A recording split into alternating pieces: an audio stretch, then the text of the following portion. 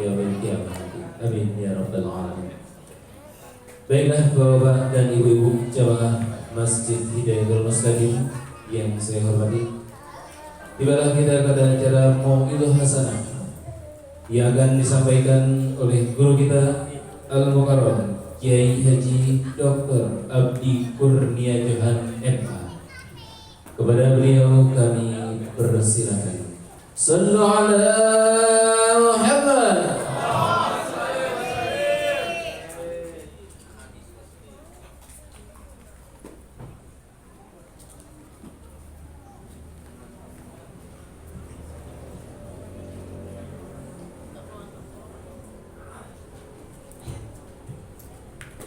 Bismillahirrahmanirrahim. Assalamualaikum warahmatullahi wabarakatuh.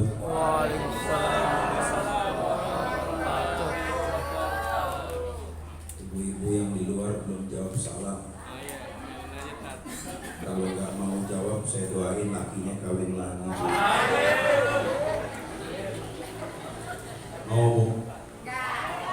Mau jawab salam enggak? Mau. Assalamualaikum warahmatullahi wabarakatuh.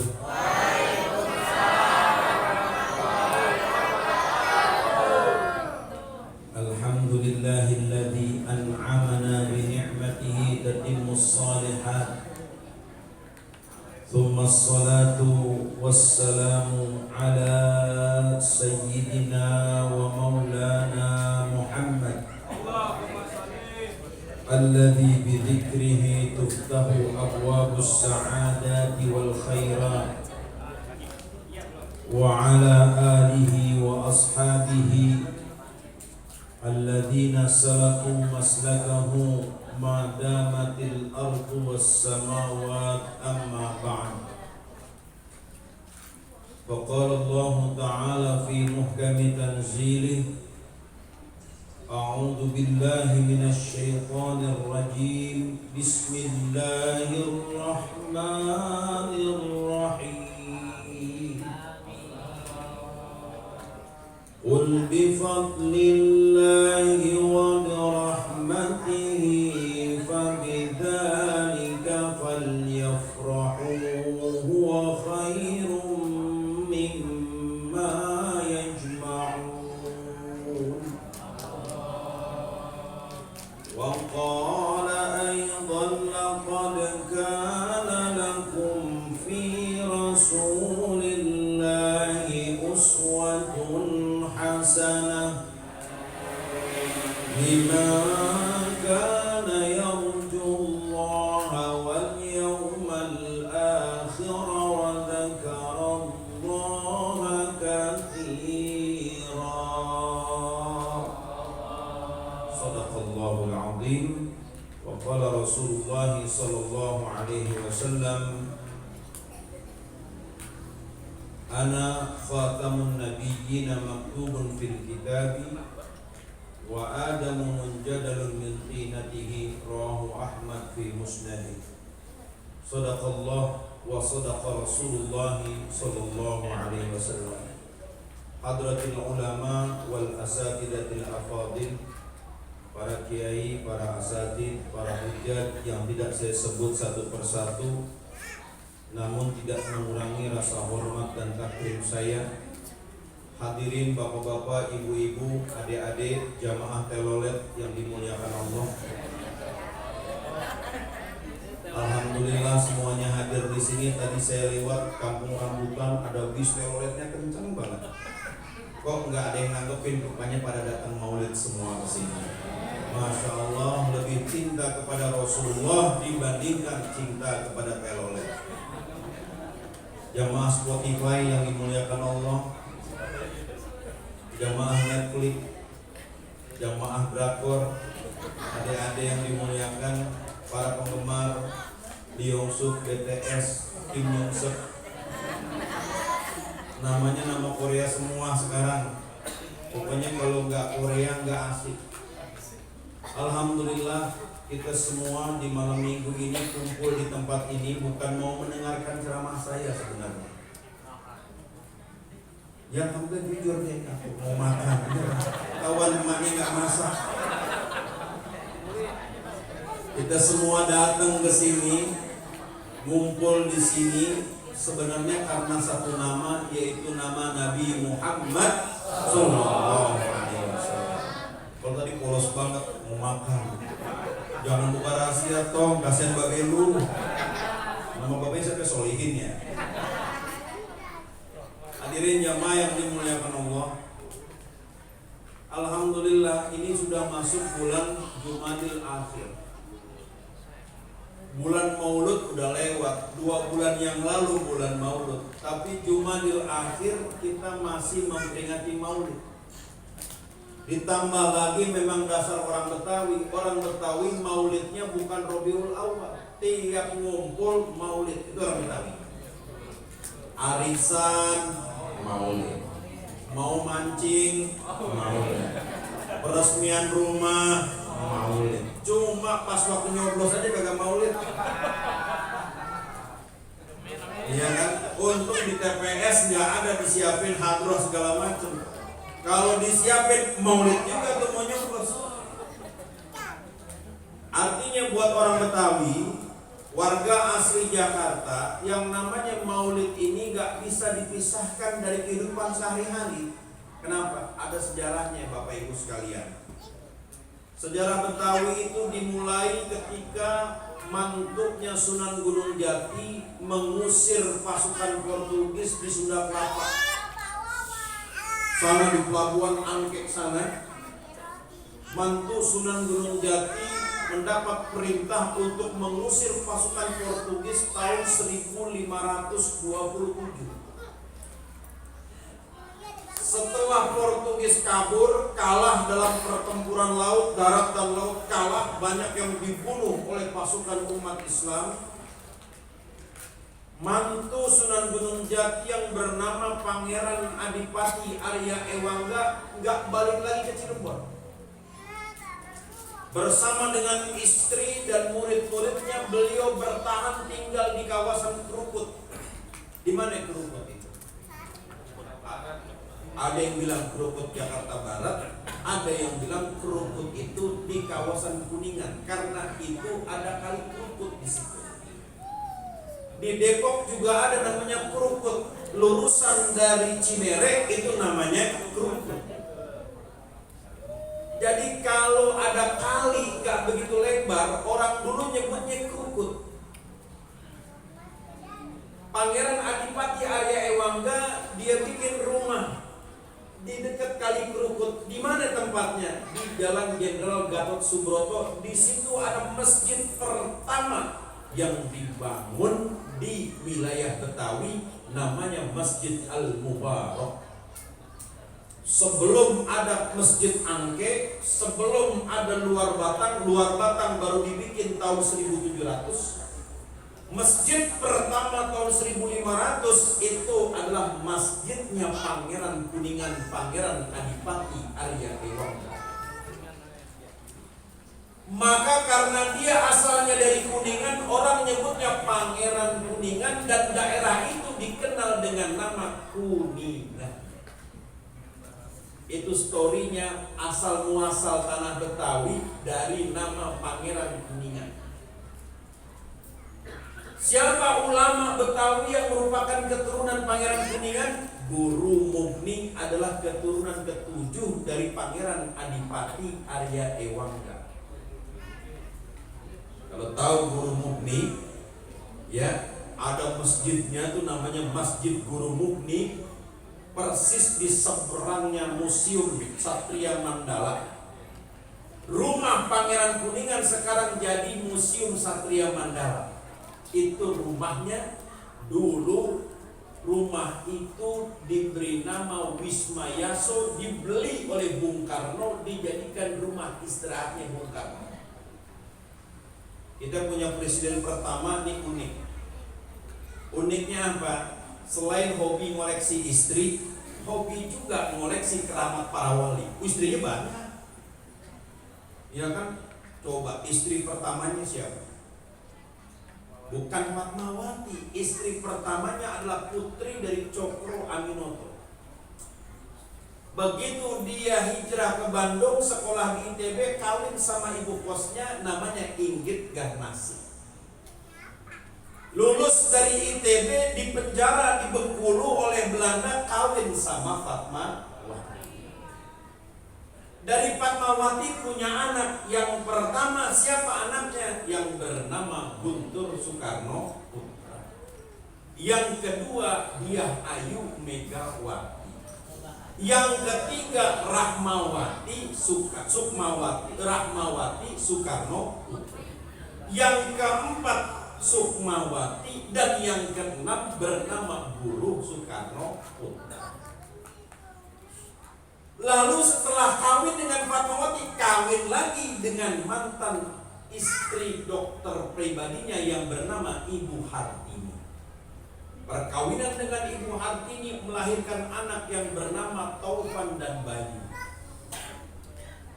Setelah kawin dengan Hartini, kawin lagi dengan yang namanya Ratnasari Dewi. Setelah dengan Ratnasari Dewi, kawin lagi dengan Norma Sangers dari Manado. Banyak istrinya Bung Karno. Ya, setiap orang pasti ada sisi kurangnya, pasti ada sisi lebih. Selain beliau mengoleksi istri, juga mengoleksi semua benda keramat milik para wali. Ini uniknya Bung Karno. Bung Karno itu orang Muhammadiyah tapi demen ziarah. Jadi kalau ada orang Muhammadiyah senang ziarah wali, yaitu Bung Karno. Bung Karno bilang, saya Muhammadiyah. Sejak lama saya sudah jatuh cinta kepada Muhammadiyah. Beliau ngaku orang Muhammadiyah tapi senang ziarah. Nah, Bung Karno membeli rumah itu, bekas rumah mantunya Sunan Gunung Jati. Ya, ini merem bukan karena ngapal teks, tapi karena keringetan matanya. Karena ada orang kalau ngomong merem itu dia lagi ngapalin teks. Ya kan, lagi zaman. Ibu-ibu sehat-sehat ya Bu ya. Rukun-rukun semua Bu ya. Assalamualaikum warahmatullahi wabarakatuh. Ya. Jadi Bung Karno itu tahu ini karomah wali, ini tempatnya wali. Kenapa beliau beli? Beliau ingin ambil keberkahan tempatnya Pangeran Adipati Arya Ewangga. Adipati Arya Ewangga wafat dan makamnya di mana? Di pinggir got di kantor Telkom Subroto sekarang ini. Makam seorang penyebar Islam di Jakarta, makamnya di pinggir got, persis di samping tembok kantor PT Telkom. Orang Indonesia cara menghormati ulama begitu. Itu cara orang Indonesia itu. Padahal gara-gara Pangeran Adipati Arya Ewangga, orang Betawi jadi punya tradisi, jadi dekat dengan tradisi Maulid. Setiap kali beliau masuk satu kampung, beliau selalu membaca ayat Inna fatahna laka fatham mubina liyaghfir laka Allahu ma taqaddama min dhanbika wa ma ta'akhkhar wa yutimma ni'matahu 'alaika wa yahdiyaka siratan mustaqima wa yansuraka Allahu nasran 'azizan laqad ja'akum rasulun min anfusikum azizun 'alaihi ma 'anittum harisun 'alaikum bil mu'minina raufur rahim. Cuma karena waktu itu belum ada simtot duror yang dibaca abtadiul imla bismillahil 'aliyah mustadirran faidul barakati 'ala ma analah wa aula. Hingga orang Betawi akhirnya kenal dengan tradisi Maulid. Itu sejarahnya. Maka ketika VOC datang, tahu VOC? Company apa kepanjangan VOC? Ayo, Verenigde Oost-Indie Company. Orang Betawi nyebutnya company. Orang Betawi nyebutnya company aja tuh. Company kalau datang tuh orang-orang kafir lande-lande. Dulu company gak ada yang berani ke kampung rambutan, gak ada. Karena batas Betawi itu cuma sampai kawasan Pancoran. Patung Pancoran itu adalah batas wilayah Betawi. Belakang patung Pancoran disebutnya kawasan Omelanden. Orang Belanda nyebutnya Omelanden, artinya daerah angker. Karena kalau udah masuk ke situ nggak bakal balik lo ke Batavia. Ente nggak bakal balik ke Batavia, apalagi kampung rambutan. Pancoran aja nggak bakal balik, apalagi kampung rambutan. Waktu itu masih banyak orang ancak.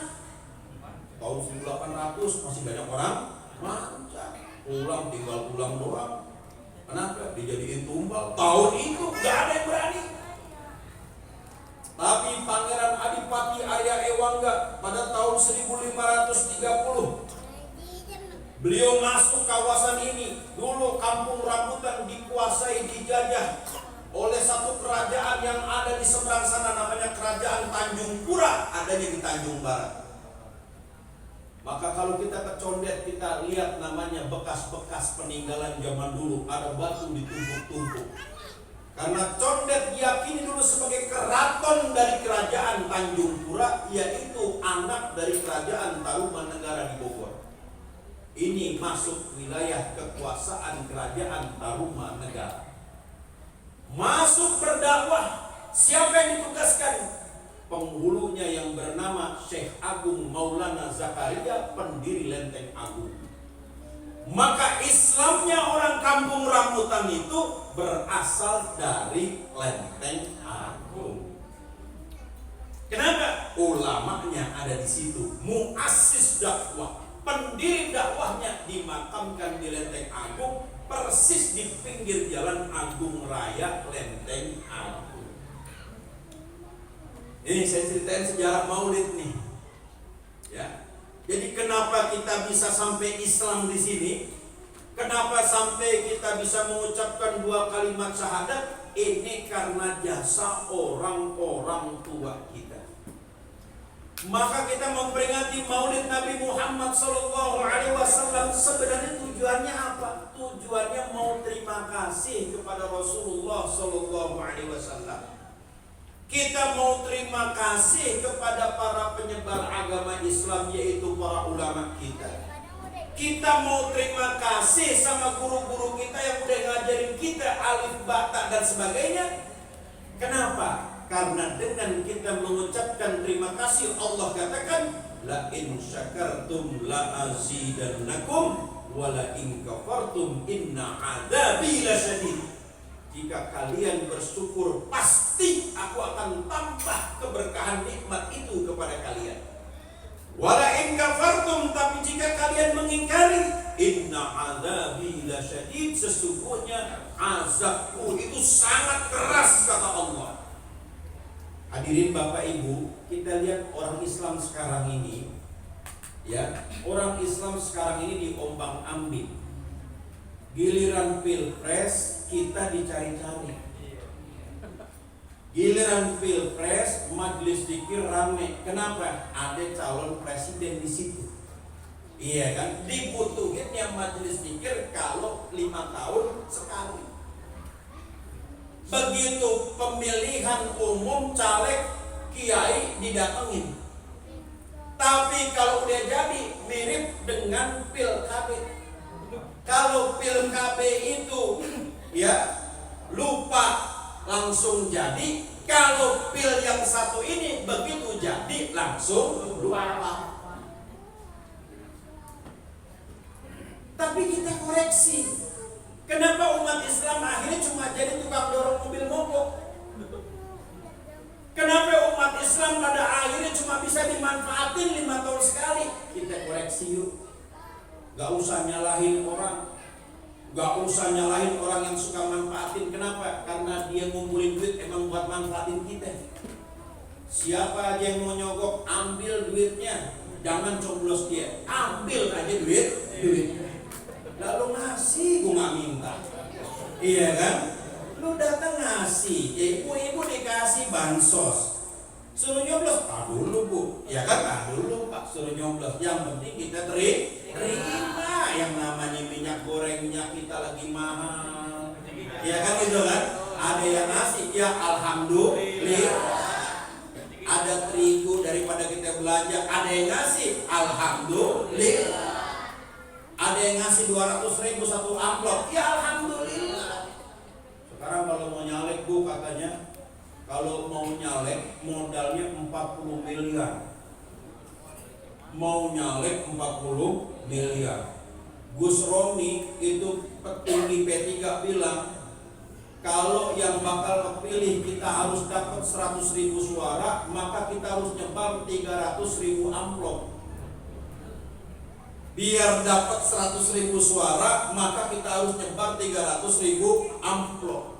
Bayangin kalau satu amplop isinya gocap kali 300.000.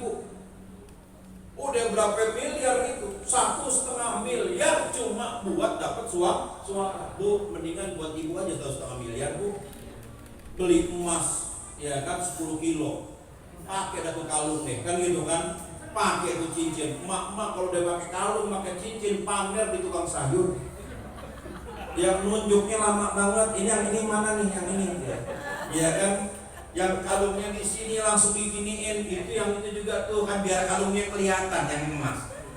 Tukang sayur nggak mau kalah set. Giginya dari emas. Itu semuanya gitu kan? Dia tunjukin semuanya. 1,5 miliar dikeluarin buat begitu aja pak. Dapat belum tentu, gila iya.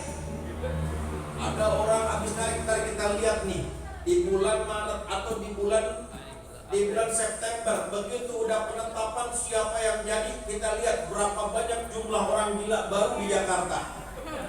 Ada entar yang keliling pakai jas kemana-mana begini-begini, ada, nanti kita lihat. Yang habis 30 miliar, ada. Saya punya teman punya mobil 7, tinggal 1, 6 dijual, dapat gak? Kagak, gak dapat. Itulah kalau kekuasaan diminta.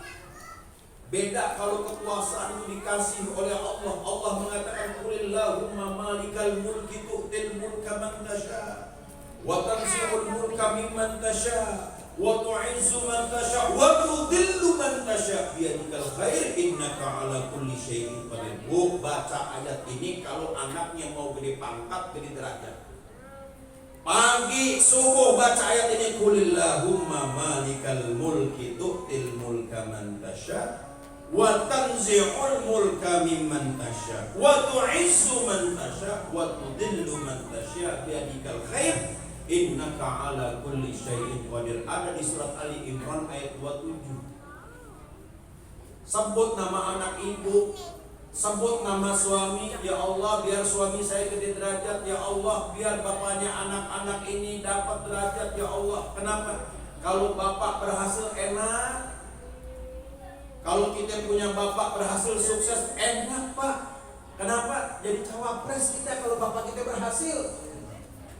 Kalau kita punya bapak sukses enak pak, enak. Yang untung siapa? Anak. Itu saking sayangnya sama anak. Ya iya dong, saya kalau jadi lurah, ya anak saya perlu jadi lurah. Iya kan? Makanya anak itu kalau lihat bapaknya berusaha keras, anak juga semangat. Oh iya, tapi kalau bapaknya tiap minggu, ya Allah majlis taklim malas mancing lagi, ya Allah. Mancing kok ikannya kagak ada. Iya bu, kita mancing masalah doang. Cuma mancing persoalan. Hadirin Bapak Ibu yang dimuliakan Allah, kita hadir di sini untuk mengucapkan terima kasih kepada Allah atas jasa Nabi Muhammad SAW. Dan dengan kita berterima kasih, maka Allah kasih kita keberkahan. Ini yang bikin kita akhirnya umat Islam diombang-ambing, karena kita nggak pernah tahu terima kasih. Terima kasih itu gampang. Terima kasih itu namanya terima kasih. Jadi yang namanya rezeki itu konsepnya terima kasih. Terima kasih. Terima kasih. Bapak punya bisnis, dapat untung, terima kasih. Ke siapa? ibu yang merupakan pintu rezeki. Oh, istri pintu rezeki. Maka orang kalau istrinya lebih dari satu, pintu rezekinya banyak. Ya kan? Cuma gak banyak yang berani bikin pintu. Maunya satu pintu aja lah kan. Kenapa kalau banyak pintu, banyak keluarnya entar. Kasih ibu, terima kasih. Lah kalau ngasihnya ke Jablay, nggak bakal terima lagi. Kenapa? Bukan pintunya itu. Lah ini sedekah nggak pernah, giliran ada dangdutan. Yo Allah, apalagi dangdutan dari Krukut Depok sono, dangdutan dari Cimanggis, hadir nggak diundang juga hadir. Biasa kalau ada orang kawinan nanggap dangdut, saya dulu waktu sunatan tetangga nanya di Ciganjur, kagak sedekah. Udah sedekah tiap Jumat. Enggak, maksudnya apa nanggap dangdut? Lah, saya bilang sedekah. Itu mah bukan sedekah, itu sedekom. Ya kan? Kagak sedekah Pak Ustad. Ya gua mah tiap Jumat gua sedekah. Enggak, maksudnya panggil tuh obi istirahat itu. Ada tetangga yang nanti bisa menghubungin organ tunggal. Penyanyi dangdut adalah makhluk Allah yang paling unik karena organnya cuma satu, organ tunggal. Sedangkan kita butuh organ yang lainnya. Dia cuma organ tunggal. Waduh, kalau saya nonton itu tiap ada yang hajatan tetangga, ya Allah, dangdut sampai jam 1, jam 2 disebutin atu-atu yang nyawer. Ya, Haji Rosidin, alhamdulillah. Katanya kan Haji Rosidin, alhamdulillah. Ya Allah, tuh gimana perasaan bininya, lakinya dipanggil tapi duluan. Ya, Bang Jali, alhamdulillah. Ada Bang Jali di sini. Mohon maaf ya kalau pas nih kan gitu kan. Ya Allah, disebut jam 1, jam 2, ya Allah. Dan yang saya kagak ngerti itu yang namanya dangdutan. Kenapa begitu pesta perkawinan lagunya selalu lagu mandul? Begitu juga aku. Kan begitu. Lah ini orang baru jam kabul dinyanyiin lagu mandul. Maksudnya apa? Nyumpahin pengantinnya mandul kan gimana itu? Allahu Akbar, ada-ada aja masyarakat mah kadang-kadang. Ya. Orang lagi pengantin, dikasih lagu kesana kemari mencari alamat. Kenapa nggak pakai Sherlock aja? Kan gitu kan? Itu ketahuan HP-nya masih HP jadul. Kenapa? Karena kesana kemari mencari alamat. Ya, baru ijab kabul, lagunya apa? Ya kan? Lagunya apa? Solani lali tidak biasanya. Kan gitu kan? Langsung begitu, langsung lagu selingkuh. Lalu maksudnya apa? Hadirin Bapak Ibu sekalian, coba perhatikan. Biasanya di acara walimah, di acara perkawinan maksiat itu terjadi. Di mana maksiatnya? Cipika-cipiki yang bukan mahramnya. Teman SMA, enggak dari juga teman, ya tapi kan lo sekarang bini orang itu walaupun teman lo tuh bini orang, jangan cipika-cipiki. Udah gitu lakinya goblok, diem aja kan itu. Kalau gue cerai langsung. Cewek banyak ini ngapain lo dapet yang murahan begini, udah jadi istri orang, lo masih cipika-cipiki sama laki orang. Itu udah dianggap biasa bu sekarang. Ya kan, padahal itu dosa, maksiat, itu bukan mahram. Cipika-cipiki masih boleh, sama abangnya masih boleh, sama orang yang diharamkan kawin masih boleh. Dia cipika-cipiki sama pamannya, pamannya bakal jadi walinya. Boleh ada perempuan cipika-cipiki sama pamannya. Kenapa? Pamannya walinya dia nanti. Paman dari bapak, haram menikahi dia. Tapi kalau sama orang lain kagak boleh.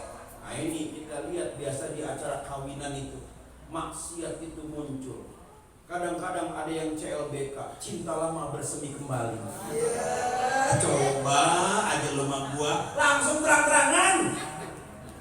Andaikan pada waktu itu, andaikan pada waktu itu, ya, langsung deh nyanyi di situ kan sepanjang jalan kenangan. Ya Allah, bu, hati-hati bu, maksiat itu banyak, makanya kita ngaji itu supaya kita tahu rambu-rambunya. Ini maksiat atau enggak. Sekarang maksiat itu di mana-mana itu gara-gara ini maksiat itu banyak maksiat. Ya, Bocah-bocah nih sekarang nih jamaah Mobile Legends nih semuanya nih. Ya kan, jamaah PUBG, jamaah push rank. Ya kan, orang lagi tarawih tahu-tahu mah push rank di sini kan gitu kan. Al-Khalifatul Ula, Amirul Mukminin push rank kan begitu kan. Ada lagi yang babe-babe sekarang sukanya Candy Crush, nggak taunya judi slot. Bapak-bapak main Candy Crush ngapain gitu kan? Centreng. Kenapa? Ngejar bonanza. Allahu Akbar. Ini sekarang maksiat ini dajjal. Cuma saya kalau kagak punya ini nggak bisa dihubungi sama ustaz. Dimana bisa datang ke sini kalau nggak punya HP? Dajjal ini HP juga ada di sini maksiat sekarang.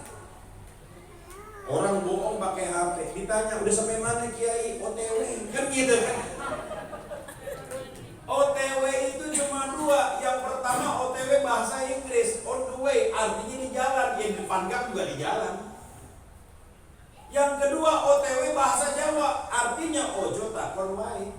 Maksudnya jangan nanya mulu kan gitu kan. Jadi kalau 3 kali jawabannya OTW, artinya lo jangan nanya mulu. Oh gitu, nih OTW bahasa Jawa. Maksiat. Ya ibu gara-gara ginian bu. Coba perhatiin nih jari ini bocah-bocah sekarang. Begini nggak jarinya? Ada gini nggak? Ahli zikir semua nih, subhanallah. Zikir semua. Ya kan? Kalau tukang hadroh nggak apa-apa dia kan. Abis begini langsung dihajar, lempeng lagi kan gitu kan. Tadinya udah begini gitu kan. Langsung hajar, jebret kan gitu. Kelihatan kalau bocah udah doyan main HP, bongkok deh begini. Ya kan, udah kayak keong sawah. Nyari wifi gratisan, iya nempel terus gini kan, iya gitu. Lo dapat bocoran nggak? Dapat nih kan gitu, nempel aja udah kayak keong sawah.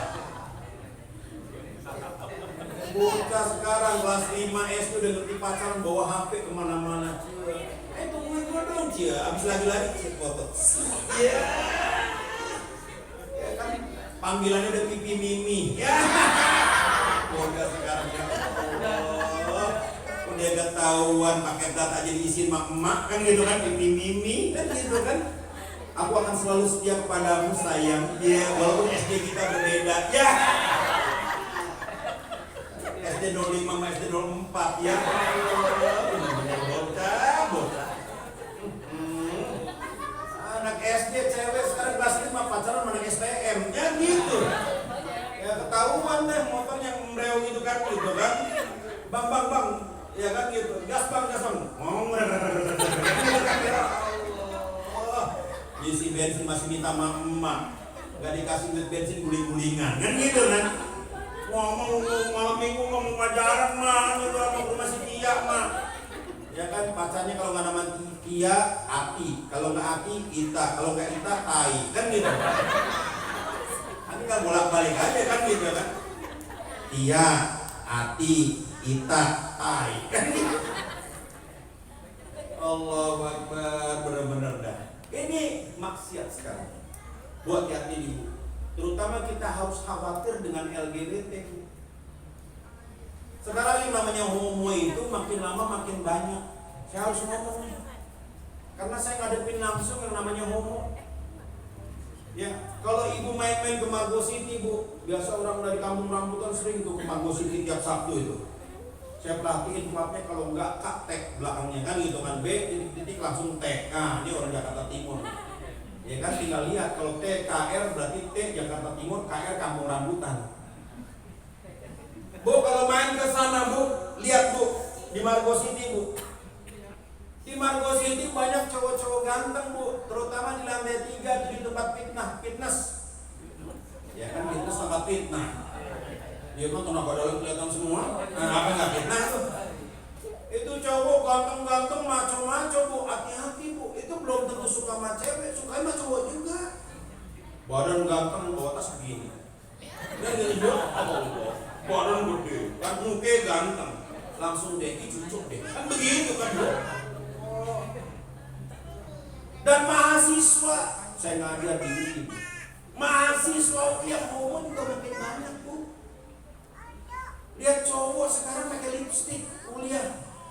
Cowok kuliah pakai lipstik. Ya kan mulutnya kata gini aja kan, saya ngajar ya Allah jijik amat.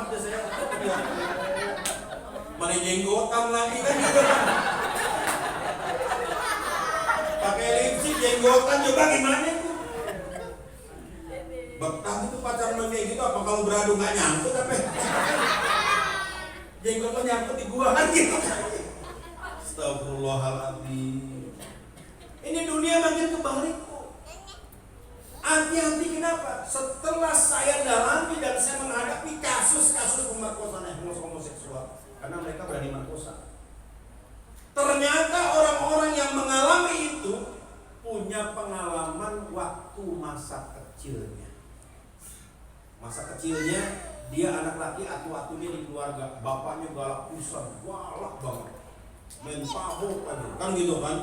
Anak salah tabok, bini salah tabok, tetangga salah gak berani, kan gitu kan? Berani mah keluarga doang. Akhirnya bapak yang suka main tabok ini melahirkan kebencian, menimbulkan kebencian di anak-anaknya. Anak-anaknya malas ketemu bapak. Sampai dia mengalami trauma, dia benci sama yang namanya laki-laki. Gua walaupun laki, gua pengen jadi cewek aja. Akhirnya begitu.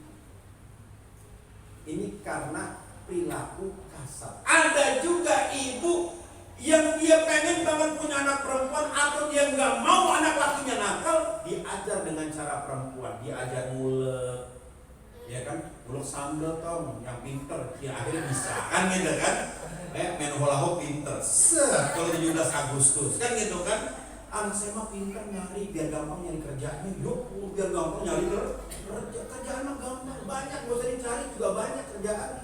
Tuh bersih terminal juga kerjaan. Masalahnya yang bayar belum ada. Diajar anaknya dengan cara perempuan, akhirnya anak ini jadi keperempuanan. Rasulullah Shallallahu Alaihi Wasallam mengatakan Allah melaknat laki-laki yang mirip-mirip perempuan dan Allah melaknat perempuan yang mirip laki-laki. Sekarang ada juga cewek pacaran sama cewek, ada. Saya udah ketemu.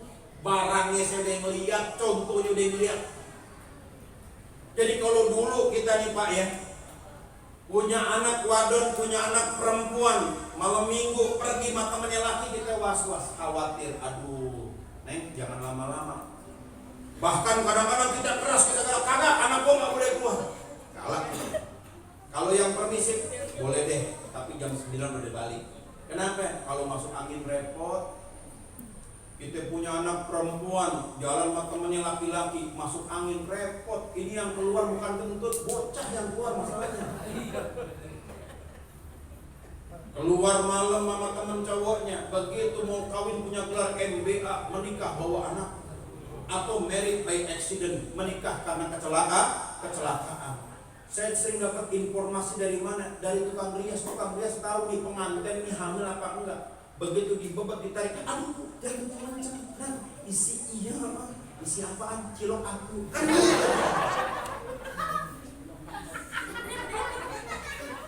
mak itu tukang rias pengantin paling tahu. Ya Allah udah kawan ya, dia mobil isi bukan, dia tahu jangan narik bu kenceng, jangan kenceng bu nariknya bu. Dia tahu tuh kalau ngebebek tuh kan biasa tuh pakai kemen tuh, iya kan. Pengantin kan semua pakai begitu, makanya ada yang namanya sekarang baju pengantin nggak pakai diikat-ikat lagi, ala barat, ya ala barat. Tinggal di kampung gang sempit pakai ala barat, barat mana? Kan gitu barat laut.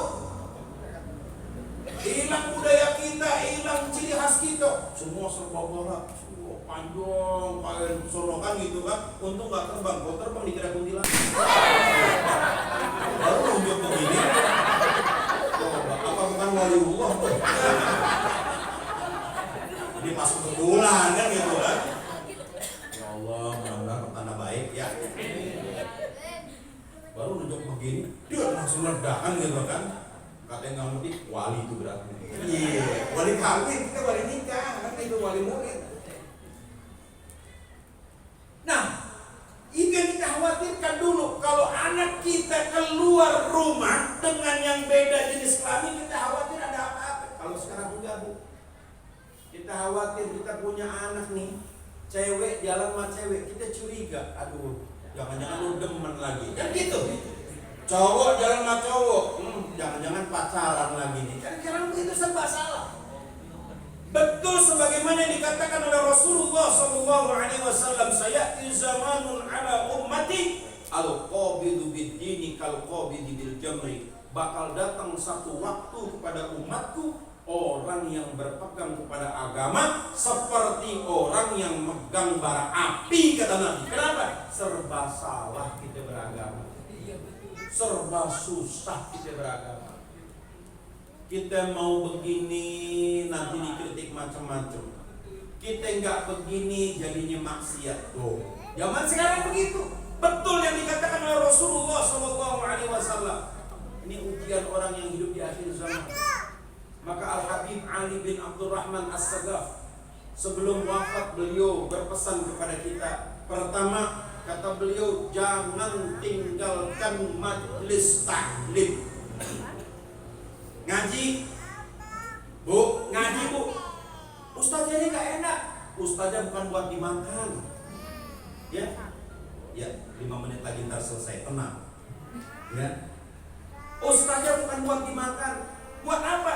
Kita datang pengajian ambil barokahnya majlis. Karena kita nggak tahu ada orang yang doanya dikabul oleh Allah di dalam satu majlis. Yang kedua, kata Habib Ali, perbanyak mengucapkan la ilaha illallah. Itu kata beliau, perbanyak mengucapkan la ilaha illallah. Dan yang ketiga, kata Habib Ali, perbanyak sholawat kepada Rasulullah Sallallahu Alaihi Wasallam. Ya, maka marilah kita manfaatkan kesempatan ini dengan bersholawat kepada Nabi Muhammad Sallallahu Alaihi Wasallam. Qul ya azim antal azim qad hamana amrun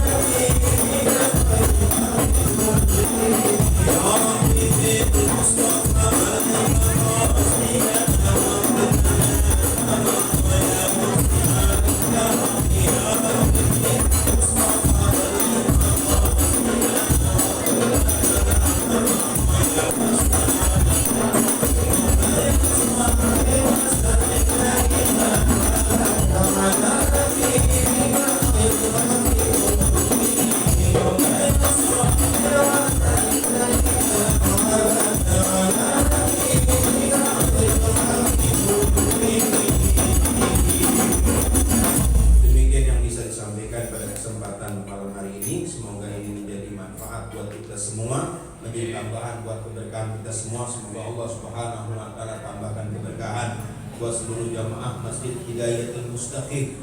Semoga Allah tambahkan rezeki semua yang hadir di sini. Semoga Allah berikan kesembuhan bagi jamaah saudara-saudara kita yang dalam keadaan sakit. Semoga Allah lindungi negara dan bangsa kita dari berbagai macam fitnah, dan semoga Allah jadikan negeri kita ini sebagai negeri yang baldatun thayyibatun wa rabbun ghafur. Dan semoga para guru kita, para alim ulama kita, Allah tambahkan kesehatan mereka, Allah panjangkan umur mereka untuk membimbing kita semuanya. Semoga adik-adik yang datang di sini insya Allah semua jadi orang-orang hebat.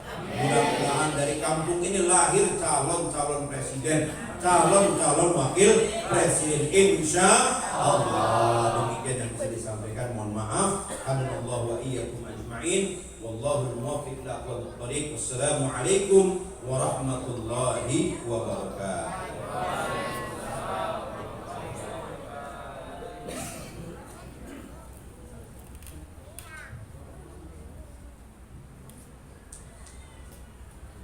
Alhamdulillah, terima kasih kami ucapkan kepada guru kita Kiai Haji Dr. Abdi Kurnia MA yang telah menyampaikan mau'izah hasanah yang mudah-mudahan dapat kita amalkan dalam kehidupan sehari-hari.